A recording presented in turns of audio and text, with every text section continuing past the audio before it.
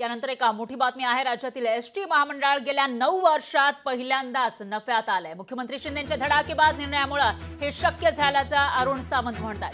यापूर्वी सर्वांनी एसटी महामंडळाला लुटण्याचं काम केलं असा आरोपही सावंत यांनी केलाय। तर उद्धव ठाकरेंनी एसटी कर्मचाऱ्यांना वाऱ्यावर सोडलं होतं असं सावंत म्हणाले।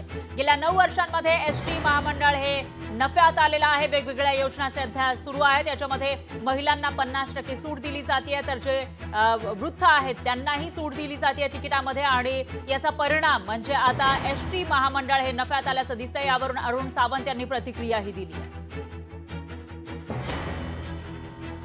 एसटीचे कामगार, अधिकारी आणि सर्व कर्मचारी वर्ग यांचं मी अभिनंदन करेन, कारण 9 वर्षांमध्ये प्रथमच एसटी महामंडळ हे 31 विभागांपैकी 20 विभागांनी 16,86,61,000 नफा कमवून दाखवलेला आहे, आणि ही अतिशय वाखाणण्यासारखी आनंदाची गोष्ट आहे।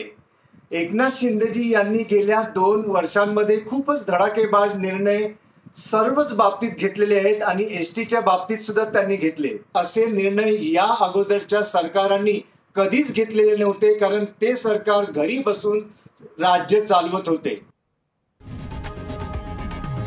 लोकशाही मराठी ऐका, पहा, जागरूक रहा।